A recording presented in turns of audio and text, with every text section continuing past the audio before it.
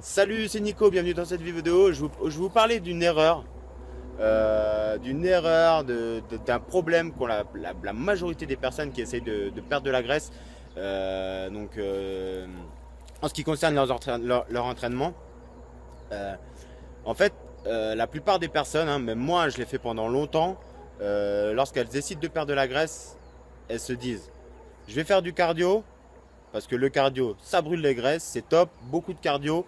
Et si je fais de la musculation, bah, je vais augmenter le nombre de séries et de répétitions pour booster le métabolisme et brûler de la calorie voilà, et donc brûler des graisses. Mais en fait, faire ça, c'est complètement l'inverse de ce qu'il faut faire.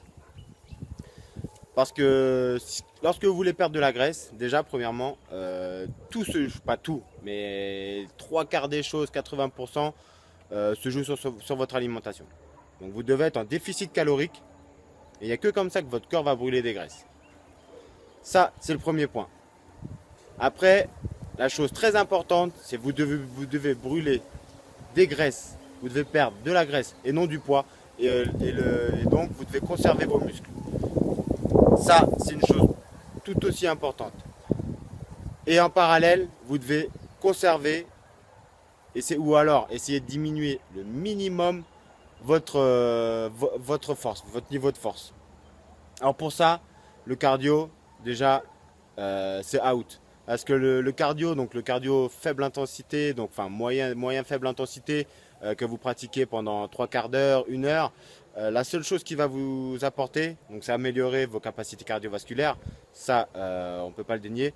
Vous allez brûler de la calorie, ça c'est sûr.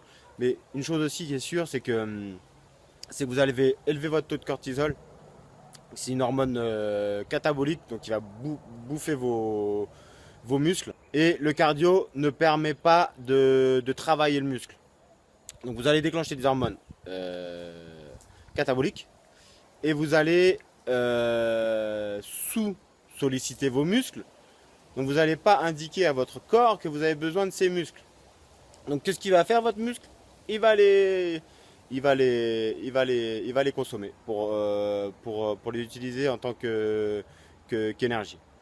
Parce que les muscles sont très de gros consommateurs d'énergie et quand on est en déficit calorique, le corps pour éviter d'avoir un travail supplémentaire, bah, en plus de brûler vos graisses, va brûler vos muscles si vous faites pas ça, si vous faites pas les choses correctement, pardon.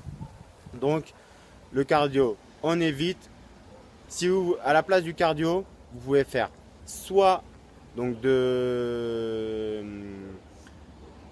alors, du cardio, je ne sais pas appeler ça du cardio, mais de l'effort physique, mais vraiment à très faible intensité, donc comme de la marche, du vélo, mais vraiment light, des, courir vraiment, mais vraiment à faible allure, parce que ça en fait ça va pas être suffisant pour élever votre taux de cortisol. Et par contre, vous allez brûler un peu plus de calories. Et par contre, pareil, de ce côté-là, c'est pas efficace pour entretenir vos muscles. Alors, donc, si vous voulez entretenir vos muscles, à la place, moi, ce que je vous conseille, ou en parallèle, c'est de faire des entraînements de type circuit training, HIIT, voilà, fractionné. Donc, des entraînements d'intervalle training avec, une phase de travail de haute intensité et une phase de repos. Donc là, la phase de haute intensité, on donne tout, on sollicite les muscles au maximum. Phase de repos, on fait redescendre le cœur et on continue comme ça. Et ça, pas plus de 10-12 minutes, 15 grand maximum si, voilà, si vous avez des bonnes capacités physiques. Parce que au-delà de là, bah, au-delà de ça, vous allez encore une fois augmenter votre taux de cortisol et c'est pas ce qu'on recherche.